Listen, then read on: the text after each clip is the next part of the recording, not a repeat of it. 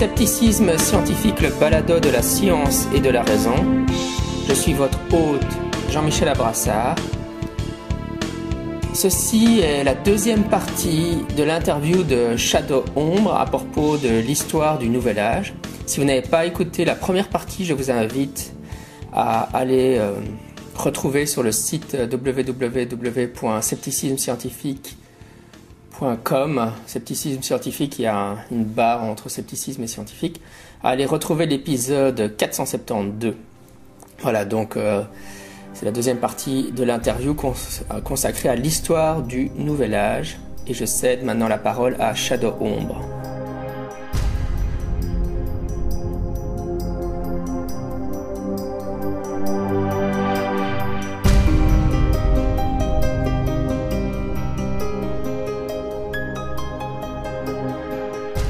On va voir les différentes étapes du New Age. Alors déjà, effectivement, avant le spiritisme, il y a un proto-New Age, quelque chose qui le prépare. Alors il y a la franc-maçonnerie irrégulière, donc il n'est pas régulière forcément, mais je ne vais pas rentrer dans le détail de ça. Il y a les loges néo-rosicruciennes, c'est-à-dire qu'on s'affilie aux Rose-Croix du XVIIe siècle, sauf qu'on n'a aucun rapport avec ces Rose-Croix-là. Et puis il y a un mouvement important, c'est le mesmérisme, tu dois connaître évidemment. C'est une médecine alternative allemande. D'ailleurs, l'Allemagne, cette région-là, c'est le pays d'origine de la médecine alternative, qui est initiée par Franz Anton Mesmer au XVIIIe siècle, qui avait écrit un bouquin qui a l'air pourtant très actuel, L'influence de la planète sur le corps humain. Son mouvement met en place le magnétisme animal, c'est-à-dire qu'il est capable de guider les fluides pour guérir.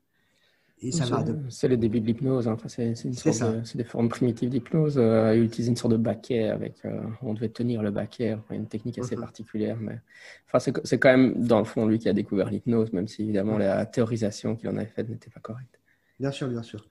Et ça va de pair avec, la découverte, en tout cas la compréhension de plus en plus affinée de l'électricité, de l'atome, en fait, de l'avancée des sciences modernes, des sciences dures. C'est pas encore du New Age, du néo-spiritualisme, parce qu'il n'y a pas une spiritualité vraiment qui va découler du mesmérisme.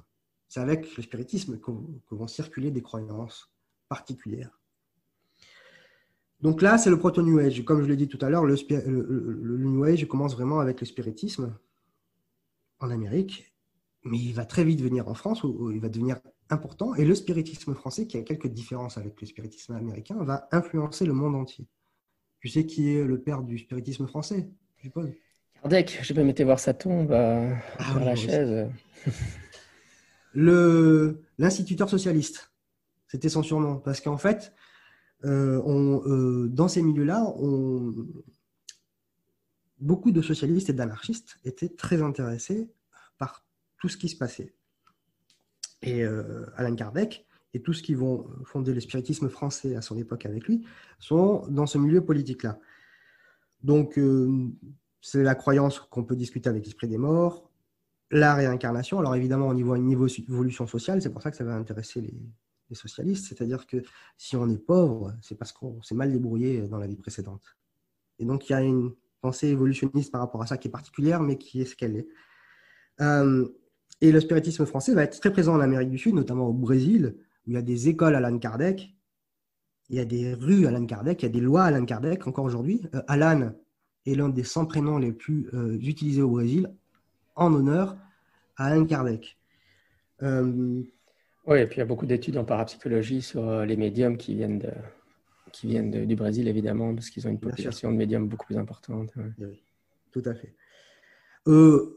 Effectivement, aujourd'hui, on est plutôt dans une tendance assez fun du spiritisme qui est délivré par les films, les séries, etc. Et puis on s'amuse, comme je dis, comme on a parlé, on s'amuse tous à faire tourner des verres, des tables, etc. Enfin, des tables. C'est un peu plus compliqué, moi, je n'ai jamais vu ça. Mais... ce qui est intéressant aussi de signaler, c'est que les Sir Fox, à la fin de leur carrière, avouent que leur histoire, c'était une farce, c'est officiel. Et d'ailleurs, à la fin de leur vie, elles vont critiquer férocement le mouvement qui va être initié à partir de leur sensationnalisme, c'est-à-dire le spiritisme. Ça, je trouve que c'est intéressant à signaler, c'est que tout commence par une farce, Mais il y a quelque chose de sérieux qui va commencer à vraiment se mettre en place et à imprégner la société durablement. Donc, c'est pas la farce qui est à prendre au sérieux, c'est l'état mental de la société à l'époque qui est à prendre au sérieux, qui est prête à avaler ça et à créer une pensée par rapport à ça.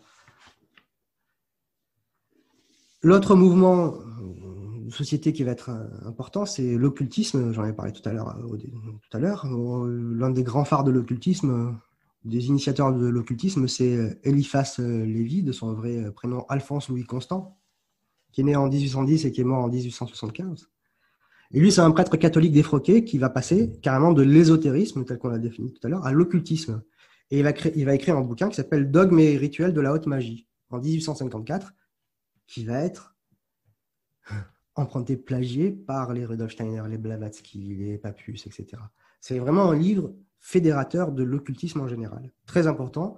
Et pour ceux qui s'intéressent vraiment au New Age, il faut lire ce bouquin, par exemple. C'est un passage obligé.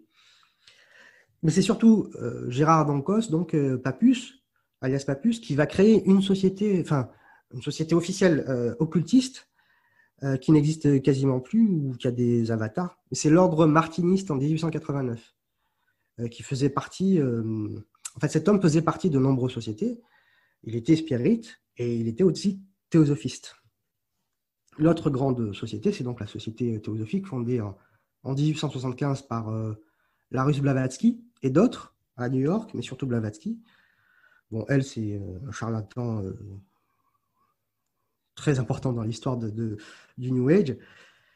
Quand elle a créé la Société théosophique aux États-Unis, elle va très vite fuir en Inde, à Madras, où elle installera son siège, dans le quartier de la Diyar, dans l'actuel Chennai. La Société théosophique a été le gros succès de la néo-spiritualité, du New Age à l'époque, moins maintenant, mais ces idées infusent le New Age et surtout ça passe aussi par pas mal d'écoles Montessori, puisque Maria Montessori a développé une grande partie de ses idées, de ses bouquins, alors qu'elle était théosophiste et alors qu'elle crêchait même, elle habitait même à la Société théosophique à Adyar. Ça, c'est important de le signaler. Il faut voir aussi, prendre une carte sur Google Maps de Chennai et voir toutes les écoles Montessori qu'il y a. Et tous les directeurs de ces écoles Montessori sont affiliés à la Société théosophique. C'est assez impressionnant. Oui, on sait que Blavatsky était une fraude parce que, entre autres, elle s'est inventé tout un passé où elle aurait voyagé en Orient et rencontré les fameux maîtres, comment elle les appelait, les maîtres invisibles, un truc comme ça. Oui. Et évidemment, aucun historien n'a réussi à documenter que ces voyages auraient vraiment eu lieu.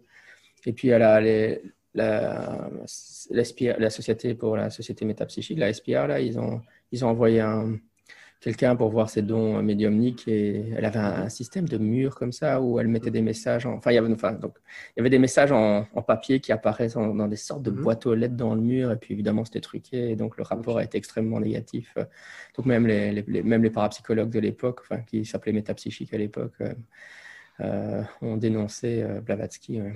Ben oui, il y a eu beaucoup de scandales liés à la Société théosophique et à Blavatsky, et celui du travail de la Society Psychical Research, bon bref, la Société de recherche parapsychique, a vraiment été très importante et a bouleversé, parce que justement, il y a beaucoup de gens qui se sont désinscrits de la Société théosophique à ce moment-là.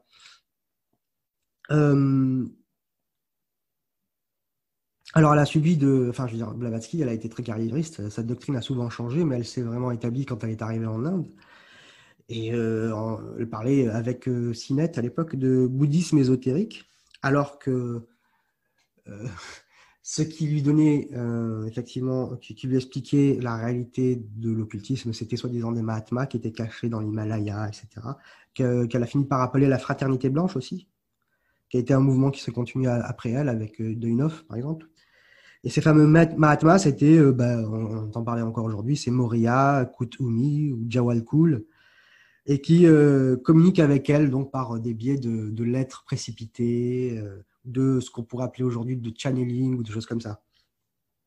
La particularité de la société théosophique à ce moment-là, c'est que Blavatsky va ajouter des terminologies hindouistes. Des terminologies hindouistes qui sont fortement dénaturées, déplacées, déviées, Elle va y rajouter le concept de mal compris de réincarnation. Et surtout, elle va créer un évolutionnisme, mais qui est quand même, par rapport aux recherches historiques et scientifiques, est quand même assez particulier. Tu connais l'histoire des 7 races racines, la structure des 7 races racines? Ouais, non, ça ne me dit rien, ça. En fait, elle va expliquer l'évolutionnisme de la vie sur Terre à travers 7 grandes races racines. La première est polarienne, la deuxième est hyperboréenne, la troisième est lémurienne, la quatrième est atlante, la cinquième est arienne, c'est notre époque. La sixième est à venir, elle se fera aux États-Unis. Là, ce sera une sous-race teutonique dotée de pouvoirs psychiques. Et la septième, c'est en Basse-Californie, lorsque la faille de San Andreas vraiment séparera la Californie de l'Amérique et formera une île à part entière. Et à partir de là, il y aura un seul gouvernement mondial qui sera dirigé par la réincarnation de Jules César. Moi, j'aimerais bien voir ça, ça pourrait être intéressant.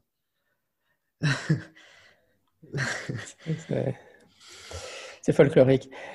Et donc ça, Ouais. c'est... Ouais, donc on est aux sociétés, là. Et donc, c'est ça, on va arriver au Power Flower. Pardon? Oh. Au Power Flower, dans ton plan, tu nous Ouais, mets... on n'a pas encore tout à fait fini avec les sociétés. Ce qui est intéressant, c'est que dans chaque sous-race, dans chaque race racine, il y a des sous-races, mais bon, on ne va pas développer. En tout cas, à force de scandales, Blavatsky qui est charlatan, la pédophilie de Leadbeater, un des proches de Annie Besant, la seconde présidente de la Société théosophique, l'avènement du Maitreya et du nouveau Messie, Krishnamurti, va créer des scissions, des schismes, et c'est là qu'on va se créer notamment l'anthroposophie de Rudolf Steiner, qui va se servir de tout ça, pour enfin créer son propre mouvement. Il est très opportuniste. L'anthroposophie, donc en 1913, il ne pouvait pas accepter que la réincarnation du Christ soit un métèque tel que Krishnamurti, c'est pas possible. Et lui, il va rajouter effectivement tout ce qui est christianisme, rosicrucianisme, mais encore une fois, c'est très très particulier comme christianisme.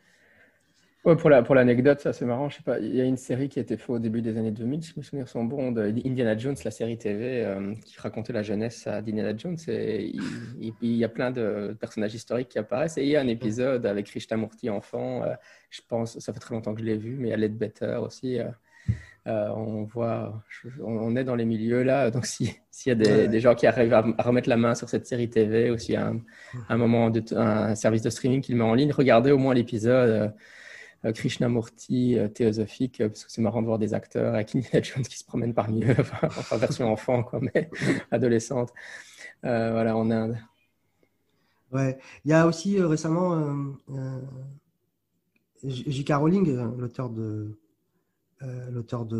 Harry Potter, qui à Poudlard, à un moment donné, on étudie les œuvres de Blavatsky, quelque chose comme ça.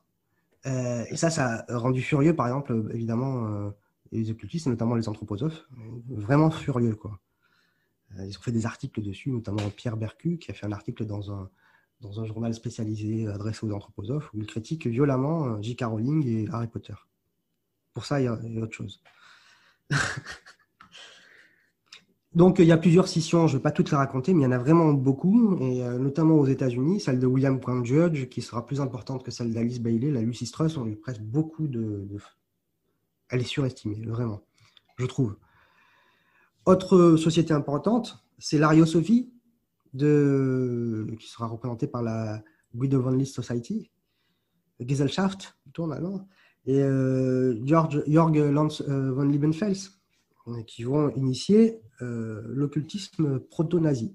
À partir de là, va se créer la société de Thulé, etc., etc. Ça, c'est très important parce qu'on pense toujours, on a tendance, avec les étiquettes actuelles, de dire c'est des gauches, hein, c'est des droites, ah non, c'est des gauchistes, c'est des hippies, ah non, c'est des gens d'extrême droite. En fait, il n'y a pas d'étiquette. C'est vraiment le New Age est l'enfant de notre monde. Il va vraiment aller dans tous les recoins idéologiques possibles pour essayer de créer des niches.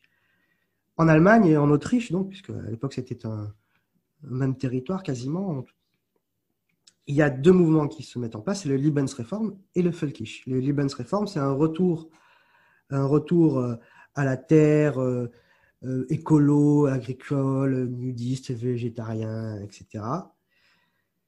Et il y a le mouvement Völkisch, qui est plutôt conservateur, qui va chercher dans les mythes païens, qu'on dit païens aujourd'hui, mais les mythes du Wotan, etc., avec Van Lith qui va recréer la signification des runes, etc., qui va essayer de la retrouver, avec les hiérarchies médiévales, une aristocratie, etc. Et donc, c'est toujours quand même un retour à la campagne, parce qu'il y a une fuite de l'urbanisation et du tout le matérialisme, etc., et de tout ce qui fait peur, quoi. Et le Lebensreform et le Völkisch vont s'associer, et l'assise psychospirituelle de l'époque, ce sera le théosophisme. Le théosophisme va beaucoup influencer l'ariosophie. Ça, c'est un mouvement très important aussi qu'on met de côté facilement, mais qui est encore existant aujourd'hui, très présent. On en reparlera peut-être quand on parlera des organisations alternatives qui fondent des communautés un peu fermées. Et l'autre mouvement important qu'on oublie souvent, c'est le mouvement de l'atlantisme de Paul Lecourt, qui persiste jusqu'à aujourd'hui, tant bien que mal, avec notre ami Jacques Grimaud. Voilà, et donc là, effectivement, on peut passer au deuxième grand mouvement du New Age, c'est-à-dire les années Power Flower, chakra, libération de l'énergie sexuelle, entre les années 60 et 80. Ça naît parce que déjà, les sociétés sont perclées de scandales. Et puis parce que voilà, on est dans la manifestation, dans la rébellion par rapport à la norme qu'on essaie de nous dicter. Et puis il y a la guerre au Vietnam. Et après les manifestations contre la guerre au Vietnam, il y avait des communautés qui vont s'organiser. Il y a encore l'avènement de quelque chose qui est complètement matérialiste, c'est-à-dire qu'on peut atteindre les sommets spirituels grâce à un produit très particulier qui est fait en laboratoire, c'est le LSD. C'est l'époque mythique de Big Sur en Californie, Kerouac, sur la route, la Beat Generation. Et là, on est vraiment dans le New Age Power Flower. Il y a deux grandes fondations qui vont se créer à ce moment-là.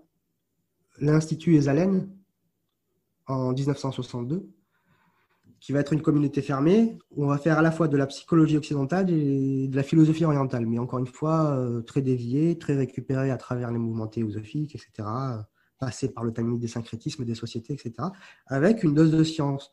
On va y pratiquer la médecine alternative, le Gestalt, le végétarisme et le nudisme, donc, qui étaient déjà présents au XIXe siècle, la méditation, l'écologie, le yoga, tout ce que tu veux. Cet institut est très influencé par une personnalité de la science-fiction importante. Est-ce que tu as une idée? L. Ronnie Barthes. Ah non. Ah oui, non. C'est bien Non, avant. C'est encore Aldous mieux. Aldous Huxley, évidemment. Aldous Oui, je Huxley, suis de génération avant. Ouais.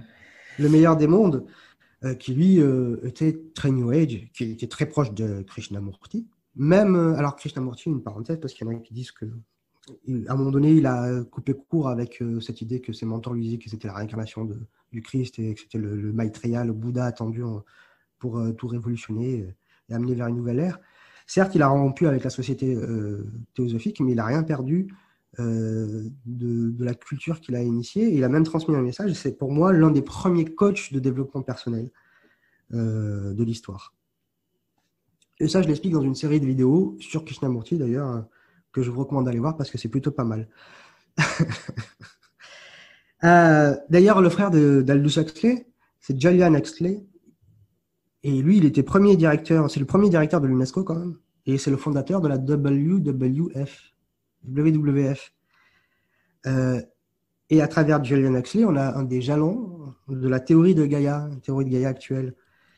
Et là où c'est marrant, c'est parce qu'il a à la fois une très New Age, cet homme-là, le frère de Aldous Huxley, et il est aussi eugéniste et darwiniste. Comme quoi, il y a vraiment un lien entre les sciences modernes, l'évolutionnisme, le progressisme et le New Age. Donc, l'Institut Esalen en 62, en Californie, et la fondation Findhorn en Écosse, fondée par Ellen Cady. Tu dois connaître, peut-être? Non, ça ne me dit rien, ça. En 1962, oui. Mais par contre, en t'écoutant, c'est marrant parce que c'est vrai que comme tu brasses un peu tous les noms, etc. Enfin, je ne sais pas, il y a peut-être des auditeurs pour qui c'est un monde très étranger, tout ça. Mais moi, j'ai des copains, même encore maintenant, et quand j'étais adolescent, c'était encore plus, qui lisent tout ça, tous ces auteurs de manière qui dévorent tout ça. Ouais, Krishnamurti, c'est vrai. Même moi, j'ai quelques livres de Krishnamurti dans ma bibliothèque. Hein, donc, ouais, il y a peut-être des gens très, je sais pas, très orientés sciences dans mes auditeurs qui sont très déconnectés de tout ça, qui se rendent pas compte du public qui qui est abreuvé à ses sources, dont ses auteurs sont en fait les grands intellectuels finalement, hein. Et ouais, Mhm. et c'est vrai que moi maintenant, avec mon parcours, bon, même si je suis familier de tous ces auteurs, et que je les ai lus de manière très critique, etc., j'ai du mal à me projeter dans quelqu'un qui adopte vraiment cette vision du monde et pour qui ces auteurs sont des gens de référence, hein. C'est vrai que c'est très difficile de se plonger là-dedans, hein, et de se mettre à leur place finalement. Hmm. Oui, oui. Bah, ce qui est intéressant, c'est que par exemple, le Krishnamurti, c'est un maître à penser de toute la GAFA, la Silicon Valley. Ça, c'est intéressant. Ça, j'en reparlerai peut-être en conclusion de tout ça. Je reviendrai. Euh, voilà, je suis désolé, on dit beaucoup de noms, etc. On est dans un effort synthétique. Bon, il y a, je vous recommande de vous y intéresser si vraiment, voilà, d'aller voir les noms, d'aller fouiller un peu à droite, à gauche. J'en reviens à la fondation Findorn en Écosse, qui est créée aussi en 62, au même moment que l'Institut Esalen en Californie. Mais là, c'est vraiment au nord de l'Écosse, sur un territoire réputé incultivable. Ils arrivent à faire pousser des petits pois géants en parlant aux dévas et aux êtres qu'on appelle aussi êtres élémentaux, les gnomes, les sylphes, etc. Alors, c'est Helen Cady avec une partie de sa famille. Enfin, on va pas raconter l'histoire, c'est très particulier d'ailleurs. On dit qu'elle est influencée par Alice Bailey, ce qui est vrai, mais elle est surtout influencée par Rudolf Steiner, puisqu'on fait de la biodynamie là-bas. Et elle existe toujours, elle est très importante. Euh, D'ailleurs, j'avais entendu il n'y a pas longtemps quelqu'un qui avait fait une histoire de l'ésotérisme du New Age et qui avait dit qu'Alice Bailey était anthroposophe. Je pense que, je sais pas, il y a un manque d'attention, mais c'est pas impossible. Elle n'est pas du tout anthroposophe. En... Pourquoi je dis ça d'ailleurs? C'est intéressant, tiens, j'y pensais plus ça. C'est parce que si tous ces mouvements se ressemblent et empruntent plus ou moins aux mêmes doctrines, aux mêmes thèmes, etc., ils sont très concurrents. Ils se battent les uns les autres. Des fois, ils font partie d'un mouvement, ils s'en séparent pour créer leur mouvement et ils deviennent très virulents les uns envers les autres. Un peu avant la fondation de ces deux communautés, complètement New Age, hippie, etc., avec voilà, Hair, la comédie musicale Hair, voilà, le LSD, etc.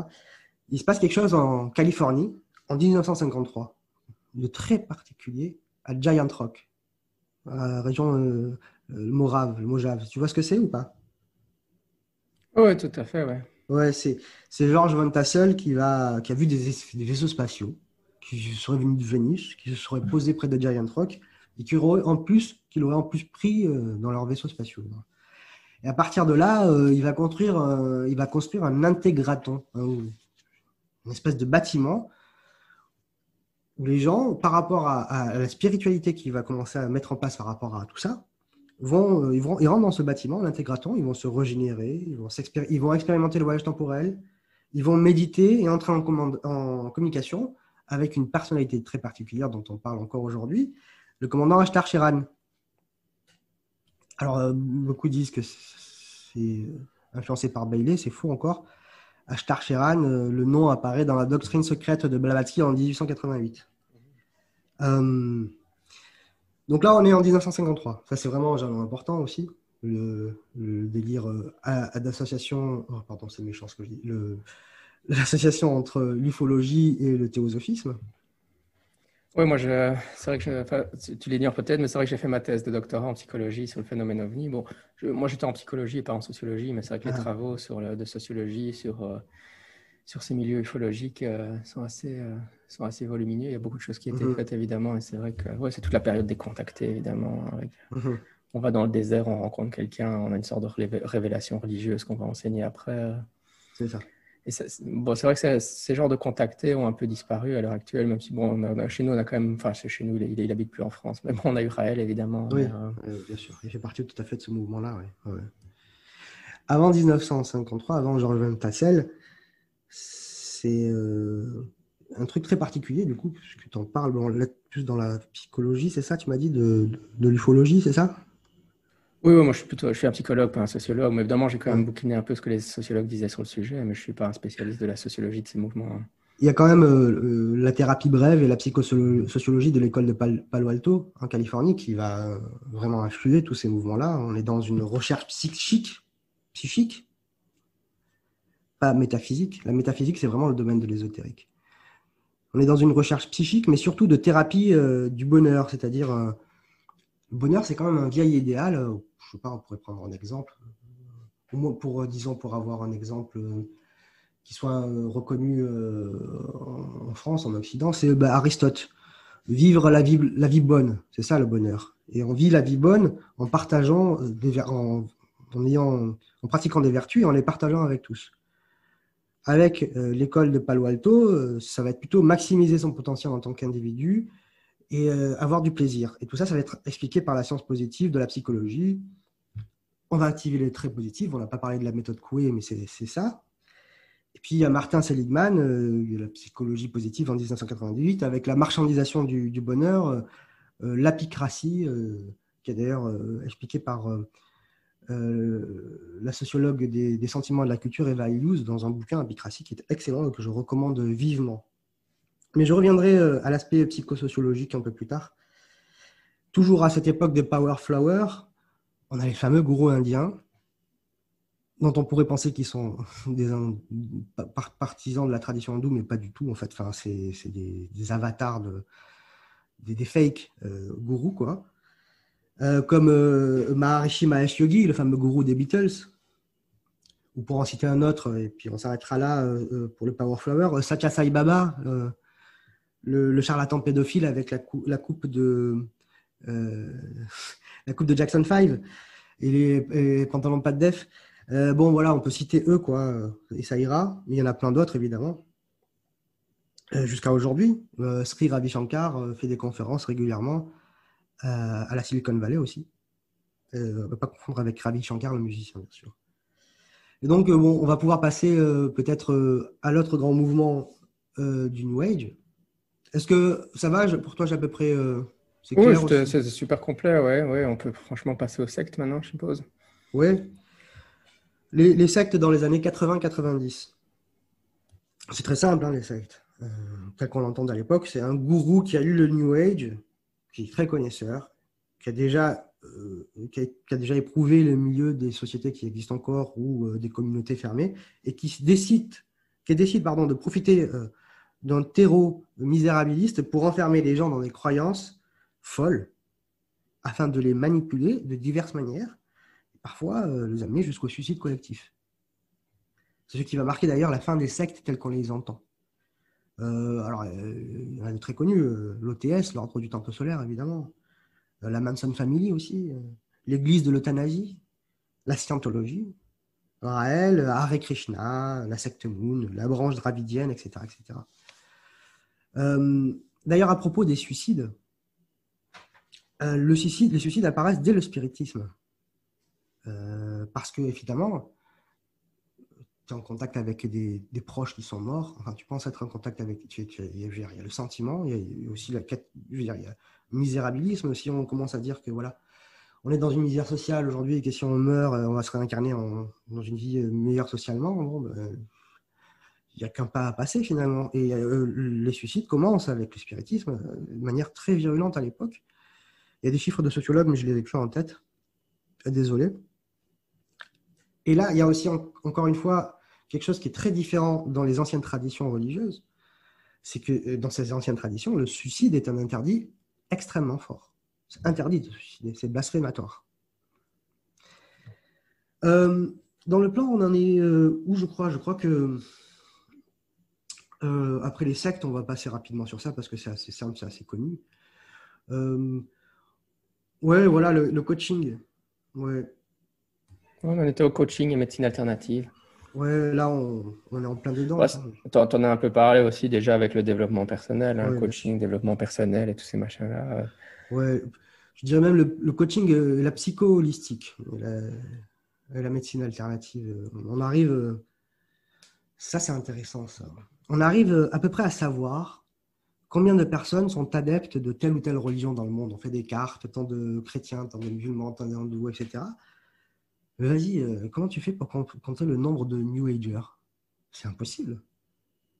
Malgré le raffinement des moyens dont la sociologie quantitative dispose aujourd'hui, parce qu'il y a plein de personnes qui ont des quelques petites croyances New Age sans être forcément New Age, alors qu'il y en a qui sont vraiment dans des sociétés ou des mouvements religieux, etc. Donc c'est impossible à relever, à quantifier. Ouais, enfin, en psycho de la religion, on ferait un questionnaire où on ne demande pas aux Bien gens sûr. s'ils sont New Age, mais on fait un questionnaire où on évalue leurs croyances dans différentes choses. On leur demande est-ce que vous croyez en ça, ça, ça, ça. Et puis si tu dépasses un certain Mm. score, bah, t'es New Age alors, ouais, c'est ça, Ouais, quoi. eh ben, justement. Mais un sondage où on demande aux gens est-ce que Mm. vous êtes New Age, ça n'a pas beaucoup de sens parce Mhm. que est-ce que les gens s'identifient Bien tels sûr. que quand. Bien sûr. Mais tu as complètement raison parce que c'est ce qui va se passer en 1987. Il va y avoir une étude dans le sens que tu as donné, dans les critères que tu as donnés, qui va se faire par l'Université de Chicago et qui va paraître dans dans la très célèbre revue, très sérieuse revue American Health. Et l'article aura pour titre, pardon, Mysticism Goes Mainstream. Et cette étude qui est donnée, 60%, bon, j'ai du mal, excusez-moi, 67% des sondés américains ont eu une expérience paranormale, clairvoyance, perception extrasensorielle, vision ou contact avec des défunts ou des anges ou avec des extraterrestres, etc., etc. 67%, c'est énorme. C'est énorme. Et oui, Ouais, mais enfin, en même temps, c'est la croyance au paranormal. Enfin, je veux dire, c'est l'expérience paranormale et pas forcément la croyance au paranormal.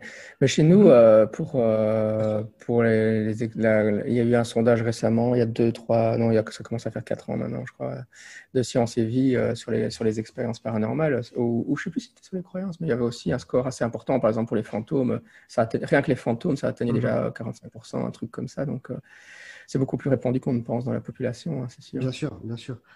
Et effectivement, tu as raison de différencier les croyances paranormales et je veux dire, la pratique du paranormal, qui est vraiment pas la même chose. Et ce sondage fait apparaître en 87, fait apparaître une chose très importante, c'est que déjà, on n'a pas affaire qu'à des gens qui sont dans un misérabilisme, comme on pourrait le dire trivialement, des cas sociaux. Il y a aussi des cadres, et surtout dans des milieux très compétitifs, comme la bourse, les grandes entreprises, le cinéma. C'est-à-dire qu'il y a un véritable marché, il y a énormément d'argent. Alors, c'était déjà le cas avant, hein, c'était beaucoup d'intellectuels, de scientifiques, des philosophes, d'artistes qui étaient attirés par le néo-spiritualisme.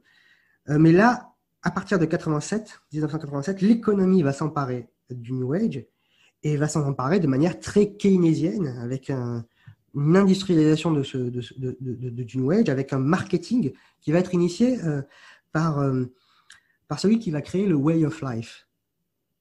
Tu connais le Way of Life, le principe du Way of Life. Oui, oui. Tu sais qui c'est qui l'a créé, ce principe? Ça, par contre, je sais pas. C'est Edward Bernays, un publicitaire connu, allemand d'origine et qui est devenu américain et qui est le neveu de Freud. Et qui est né en 1891 et qui est mort en 1995. Il a vécu 103 ans, le bougre. Et donc, le New Age va devenir un mode de vie capitalistique, c'est-à-dire qu'on va créer des magazines, des revues spéciales pour les New Agers avec les habits, les montres, la nourriture, la diététique, et on va créer un vrai marché du New Age encore plus important que ce qui était jusqu'à présent. Et à la différence avec les sectes, on va cette fois-ci plus avoir de mouvements sectaires tels qu'on les connaissait à l'époque. On va avoir des individus précis, pas des groupes, qui vont d'ailleurs critiquer le New Age. Celui stricto sensu de 1960 à 1992, qui a été initié par le mouvement hippie et qui s'est terminé avec les suicides collectifs dans les sectes. Et ces ces individus vont être à la fois des auteurs de best-sellers et des conférenciers. Là, on est vraiment dans un tournant individualiste qui influence tout le New Age, mais qui rentre aussi dans le modèle capitaliste et libéral. Et on voit des ouvrages qui sortent, comme ceux de James Redfield, La prophétie des Andes, La vision des Andes, Conversation avec les anges aussi, ou Dieu, je ne sais plus. Voilà, tas de best-sellers qui seront d'ailleurs distribués par les aventures mystérieuses, les aventures secrètes de J'ai lu en France. Il y a l'avènement de Paolo Coelho, le romancier, qui est un sentimentaliste New Age, qui passe non pas par un contexte social et historique pour exprimer ce qu'il a exprimé, mais propose une recette de bonheur individuel, en fait. Là, on est vraiment, par rapport aux communautés et aux mouvements sectaires qui s'en sont suivis, dans il y a vraiment, c'est séparé, quoi, c'est séparé. Il y a Anthony Robbins, qui est une star du mouvement New Age, du développement personnel, et qui s'est formé à la PNL et qui, lui, va vraiment se faire connaître surtout par des conférences et des séminaires. Et son mot d'ordre est simple, la magie est en nous, et il va conquérir des personnes, bon, je ne vais pas détailler, mais il va conquérir des personnes comme George Bush, Bill Clinton, Lady Di, André Agassi, voilà, des personnalités, quoi. Côté ufologique, il y a David Icke, évidemment, avec ses Bien sûr. reptiliens. Parce que tu mentionnais qu'il critiquait le New Age précédent, mais évidemment, c'est parce que finalement, les gens commencent à se dire oui, mais le nouvel âge, il n'est jamais arrivé, donc l'âge du Verseau. Donc, alors, on va donner des explications à base de reptiliens pour expliquer que les reptiliens ont empêché l'avènement de l'ère du Verseau. Ouais, tout à fait. Et puis, autre personnage célèbre du coaching, Deepak Chopra, méditation transcendantale, rien que ça, lui, c'est un gros auteur de best-seller. Un de ses best-sellers en 94, c'est les 7 lois spirituelles du succès, quoi. On ne peut pas faire plus New Age et capitaliste à la fois, quoi. Deepak Chopra, ses bouquins se vendent à des quantités astronomiques. Et on sait bien qu'il parle. Il y a eu des blagues parce qu'il y a des sceptiques qui avaient fait un simulateur de Deepak Chopra où ils mélangeaient juste des mots aléatoirement, style quantique, etc. Et puis, ça donnait le genre de phrase qu'il prononce dans ses conférences de manière assez... Et toute cette histoire de coaching qui commence par des auteurs et des best-sellers, ça continue jusqu'à aujourd'hui. L'un des grands derniers succès, bon, il date quand même déjà de 97, c'est les 4 accords Toltec de Miguel Ruiz, dont on parle toujours de partout, tout le temps. Bon, évidemment, les bouquins d'Eckhart Tolle, parlons pas. Le coaching, il vient d'abord du sport d'ailleurs. Côté physique, l'importance de l'apparence, justement en Amérique et surtout en Californie. Et puis, il va passer par les écoles psychologiques, etc. Et ça va passer non seulement chez les New Agers, mais chez des individus qui travaillent dans des grandes boîtes. Là, on va faire du coaching en développement personnel.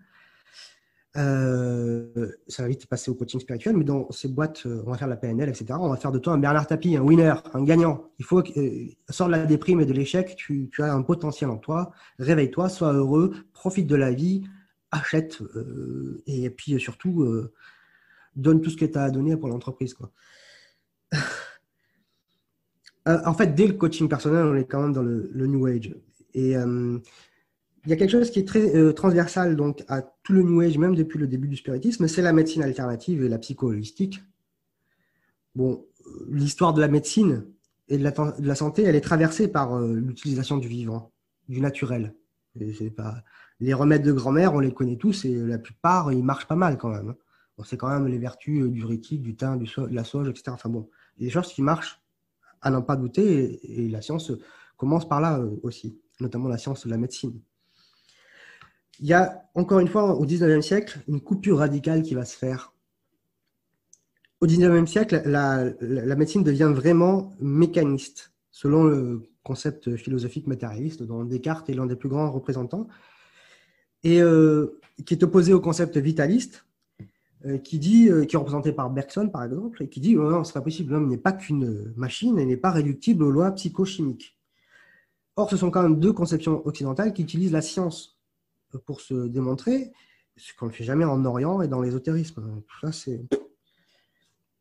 Le vitalisme va s'étioler petit à petit, mais va être récupéré par le New Age. Son but, c'est de la médecine qui va être issue du vitalisme, c'est de s'occuper aussi bien du corps et de l'esprit, avec, comme je l'aurais dit et je le répète encore une fois pour que ça rentre bien dans les têtes, avec une démonstration qui se veut matérialiste. La médecine alternative va emprunter aux médecines anciennes, mais aussi à celles de toutes les contrées, en Chine, chez les chamans, tout ce que tu veux. Encore une fois, elle s'occidentalise, c'est-à-dire qu'il y a des emprunts qui sont dénaturés et coupés de la tradition d'origine, du syncrétisme et de la démonstration scientifique. Moi, je suis effaré de voir que la propension du yoga en Occident. Le yoga, quand tu es dans la tradition hindoue, tu es dans une voie très particulière de la tradition hindoue, le Hatha Yoga. Tu as un maître qui a été initié par des maîtres, etc. Tu es choisi, c'est-à-dire que c'est encore très sélectif. Et surtout, c'est qu'au bout de 6-7 ans que tu as le droit, que le maître te donne le droit de commencer à faire quelques exercices de yoga. Aujourd'hui, c'est une sorte de gymnastique douce, mais qui est complètement enrobé de miel pseudo-spirituel avec de l'ayurvédique, avec ce qui est en soi, avec surtout c'est une ancienne tradition indienne, etc. Vous comprenez? Non, c'est tout ce qu'on pratique quasiment. Hein. Je fais une généralité, il y a bien sûr des exceptions. Mais le yoga, par exemple, c'est un exemple de médecine alternative complètement dénaturée.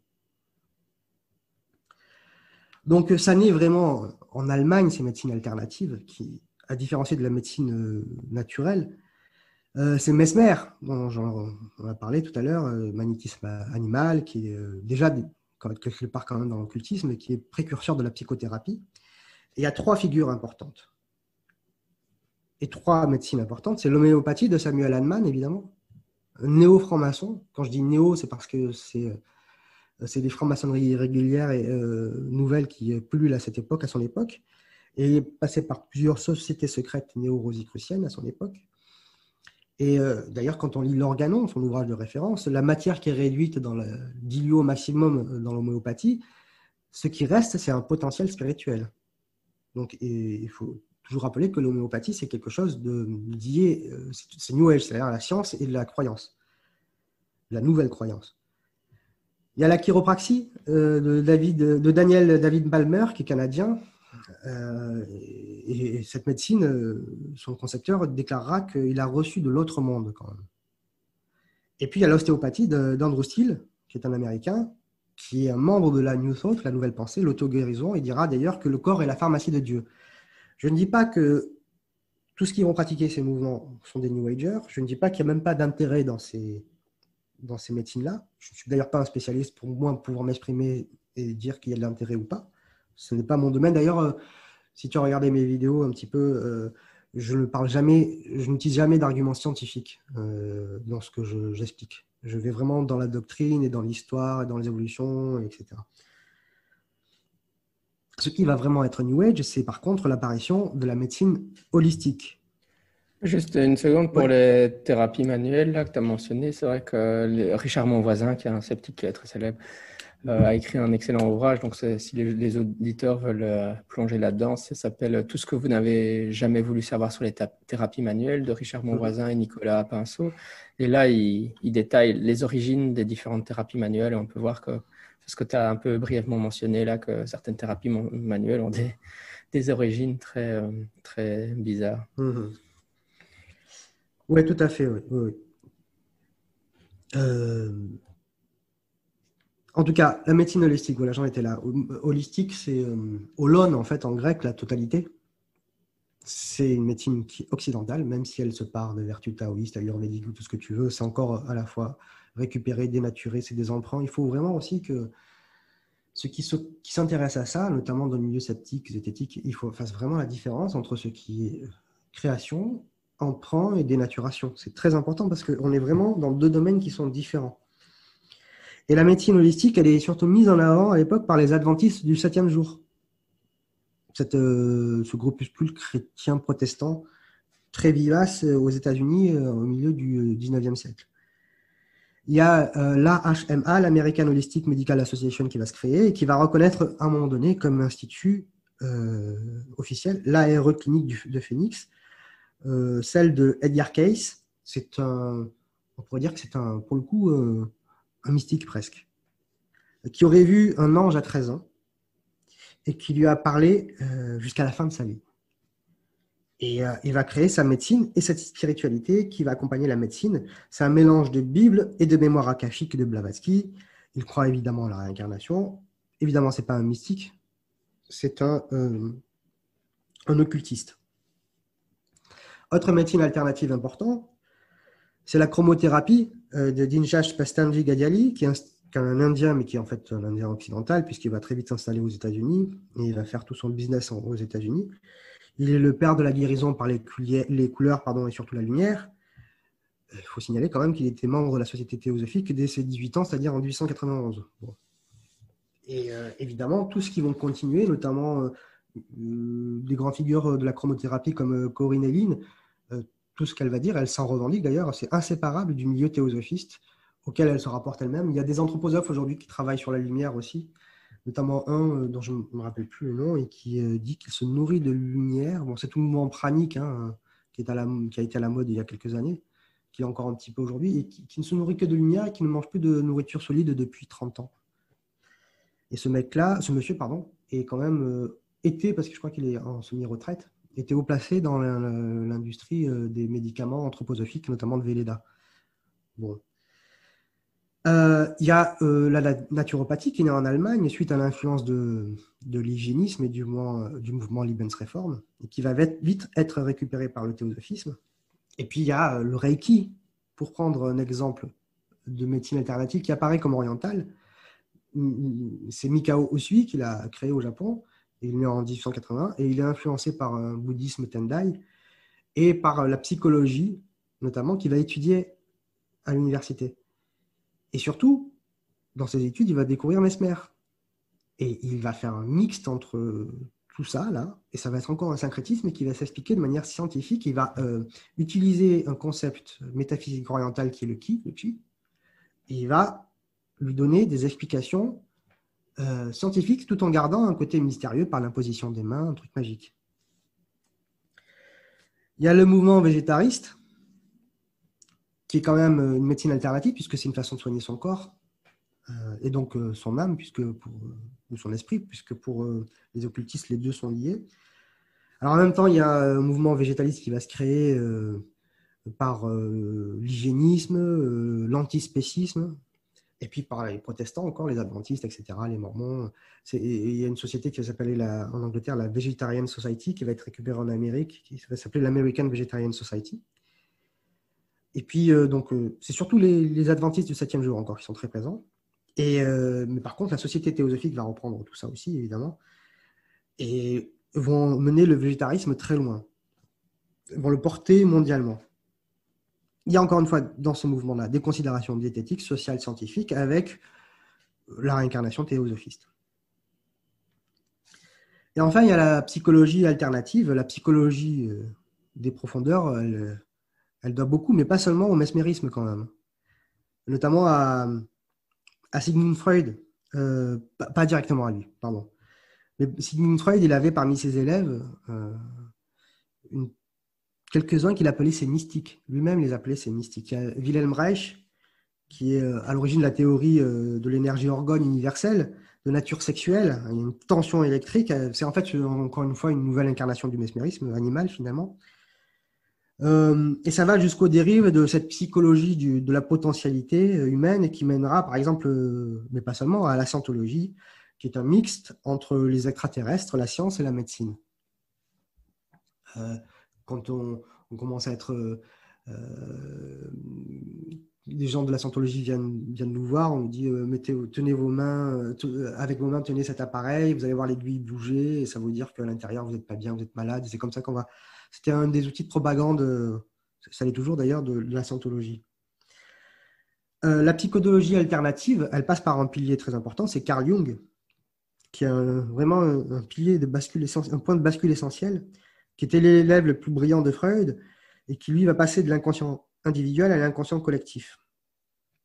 Et au fur et à mesure qu'il va étudier les inconscients collectifs, c'est-à-dire les archétypes des traditions, des mythes, etc., d'un point de vue scientifique, toujours, il va finalement se laisser séduire par ce qu'il étudie. Il va être très New Age d'ailleurs à la fin de sa vie. Pour passer vite, celui qui va être la continuation de cette psychologie alternative, c'est Roberto Assagioli, un Italien d'origine juive, très, très apprécié de Freud, en qui il plaçait de grands espoirs, mais qui était théosophiste. Bon, sa mère était membre de la société théosophique. Bon, ça ne veut pas dire que lui, forcément. Mais bon, lui, il était très proche de Bailey, il l'a côtoyé, etc. Et lui, il va dépasser l'inconscient collectif de Jung pour en arriver au soi transpersonnel, le soi lié au divin, expliqué par la science de l'inconscient, avec beaucoup de syncrétisme. Et on va arriver évidemment à la psychologie humaniste d'Abraham Maslow. Je pense que tu dois connaître, toi, tout ça. Oui, la psychologie, je connais mieux, effectivement. Avec le dépassement de soi, la psychologie transpersonnelle. Abraham Maslow va expliquer l'expérience des sommets que l'on peut connaître par la méditation, les phénomènes médiumniques et parapsychologiques. C'est donc l'école de Palo Alto aussi, qui rajoute la cybernétique, qui est à l'origine de la thérapie brève et de la PNL. Pour moi, là, on est en plein New Age encore. Et on arrive aujourd'hui jusqu'à la méditation de Maharishi Mahesh des Beatles, le gourou des Beatles, qui est aujourd'hui promu par David Lynch.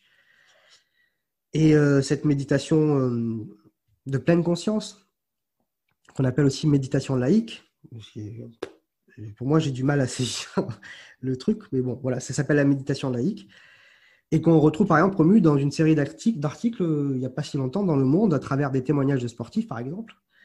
Et le but, c'est le dépassement de soi physique, le bonheur sur Terre. On est toujours quand même dans toutes ces médecines alternatives, dans une quête individualiste. La médecine alternative est ouverte à tous, elle est promue capitalistiquement, c'est un marché, et elle est expliquée et démontrée scientifiquement. Alors que la méditation hindoue ou les contemplations chrétiennes, ça n'a rien à voir avec tout ça. C'est pas pour tous. Il y a l'initiation, il n'y a pas les mêmes buts, donc ça n'a rien à voir. Tout à l'heure, je parlais de best-sellers. Bon, dans la médecine alternative, évidemment, il y en a aussi des best-sellers, mais ça passe aussi par Internet. Et puis en plus, il y a une sorte de bêtise systémique qui va s'installer, c'est-à-dire qu'il y a des gens qui vont être soi-disant guéris par telle pratique comme le FT, la sophrologie caïcédienne ou l'hypnose ericksonienne, etc., et qui vont eux-mêmes devenir coach et vont créer des cabinets et des chaînes YouTube, etc., etc. Et donc ça évolue comme ça.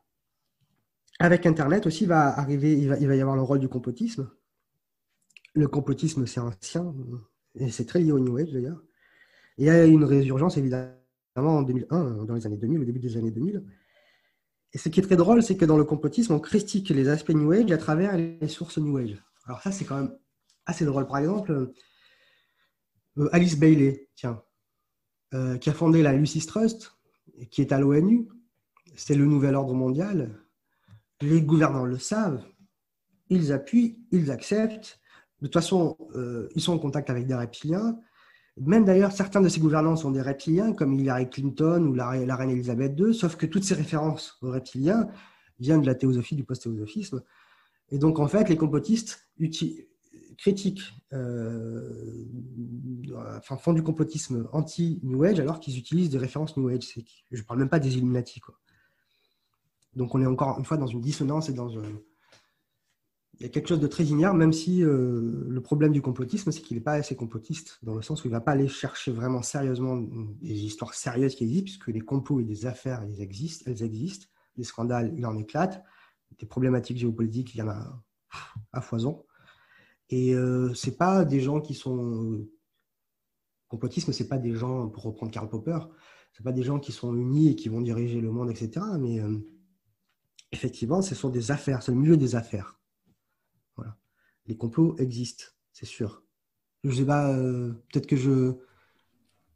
Non, je pense que c'est assez consensuel. Ouais, non, je suis assez d'accord avec toi. Je crois que la grande majorité des sceptiques acceptent de dire que les complots existent, c'est les théories de la conspiration qui n'existent pas, mais évidemment, ce n'est pas la même chose, quoi.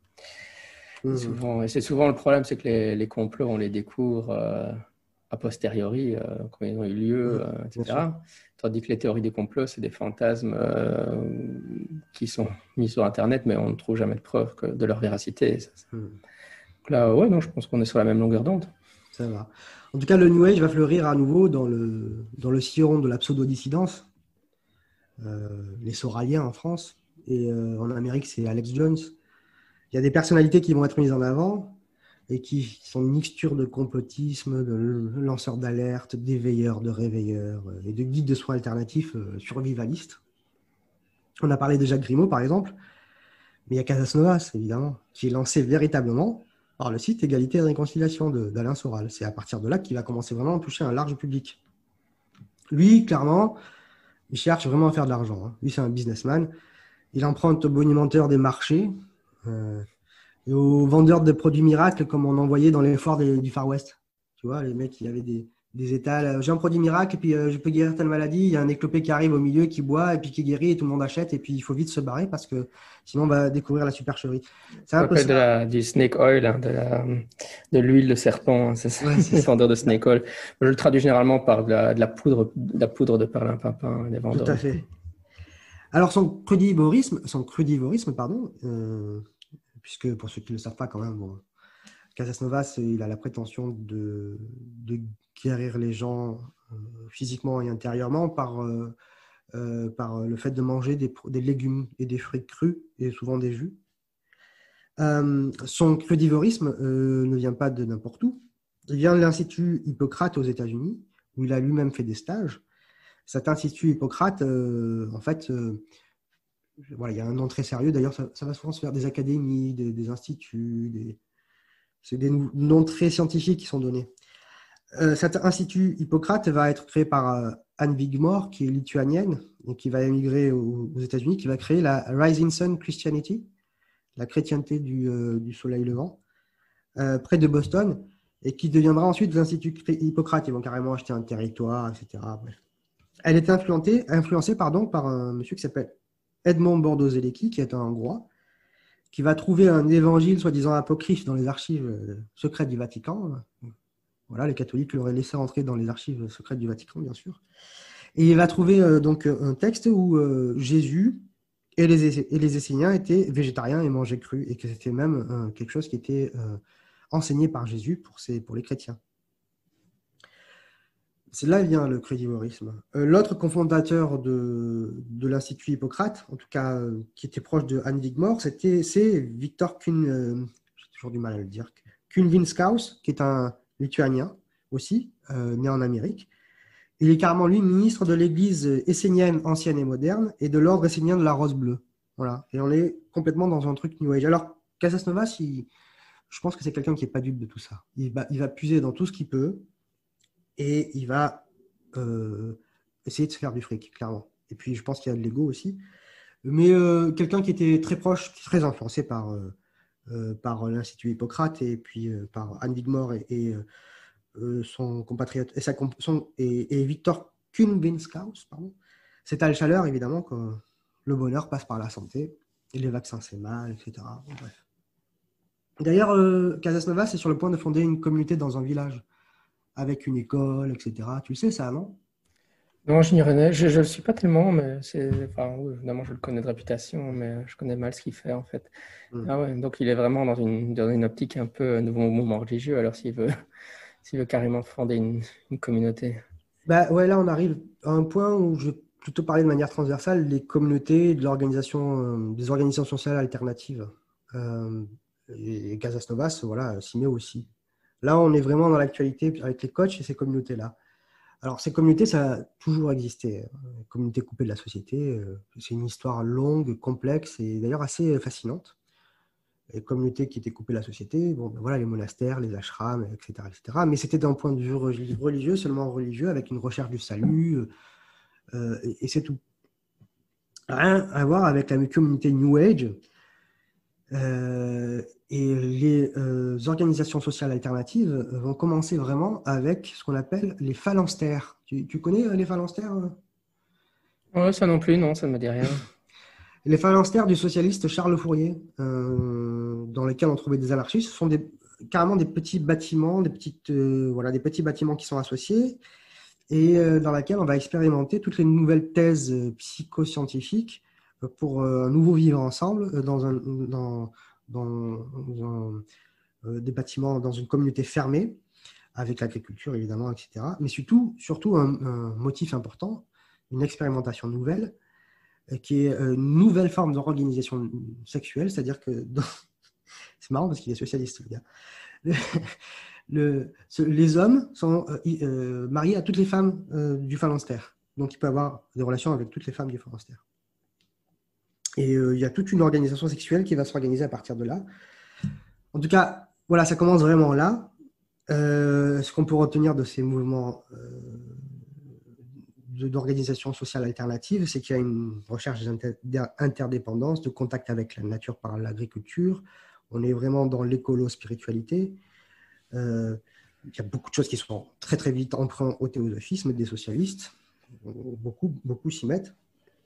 Bon, le contrôle de la sexualité, c'est quand même un des critères assez pour tous les nouveaux mouvements religieux et même les anciens mouvements religieux. Bien sûr. C'est les religions et les nouvelles religions contrôlent la sexualité de leur monde.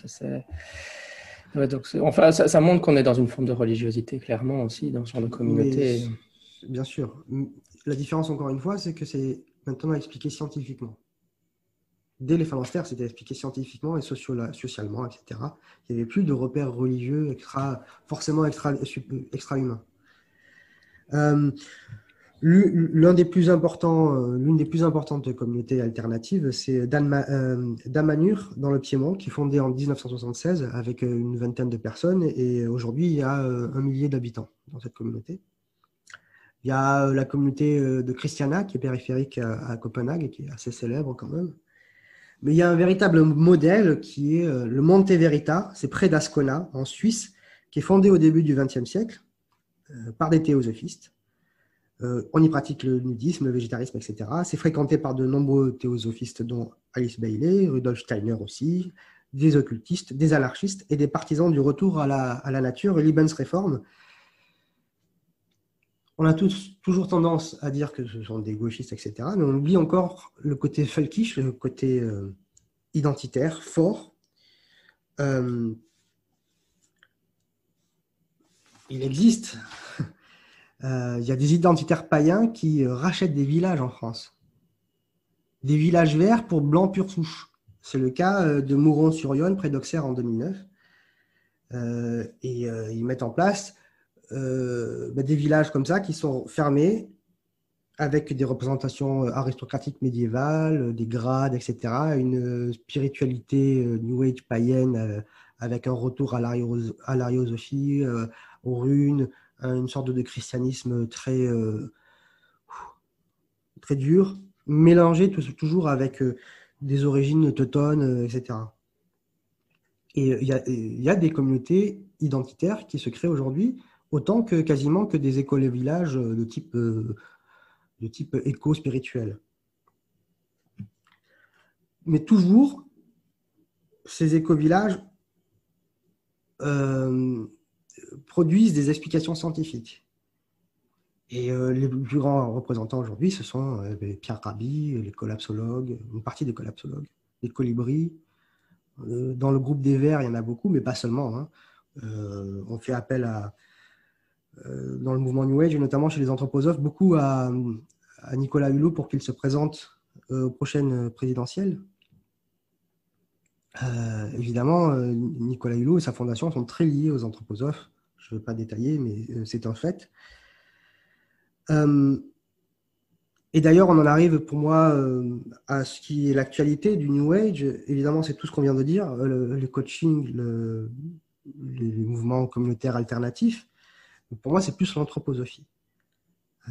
Et ce qui est intéressant, c'est que le Lebensreform et le Völkisch, les anciens mouvements du 19e siècle de retour à la Terre, de gauche et de droite, on les retrouve aujourd'hui, des éco-villages ou des villages identitaires païens, et l'assise philosophico-spirituelle qui était à l'époque le théosophisme est aujourd'hui l'anthroposophie. Pour moi, c'est la société la plus ancienne et qui existe encore aujourd'hui, la plus active, très active, avec des branches, des associations, en veux-tu, en voilà, ils sont très très actifs et ça, il faut le reconnaître.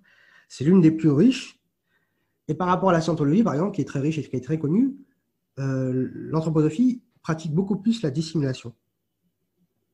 Et là où c'est très fort en France, c'est que on avait une espèce d'image de sagesse il y a quelques années qui était l'abbé Pierre. Aujourd'hui, c'est Pierre Rabhi quand même qui est quand même anthroposophe. Et il y a Françoise Nyssen, surtout une Françoise Nyssen qui est devenue ministre de la Culture, l'éditrice d'Actes Sud, qui encore a fait un article dans le JDD et qu'elle ne comprenait pas pourquoi on la traitait d'anthroposophe, alors qu'elle vient de créer une université du domaine du possible à Arles. Et dans son équipe, il y a des anthroposophes, des pointures de l'anthroposophie dans le domaine de la science. Donc, mais par contre, elle ne sait pas toujours ce que c'est que l'anthroposophie.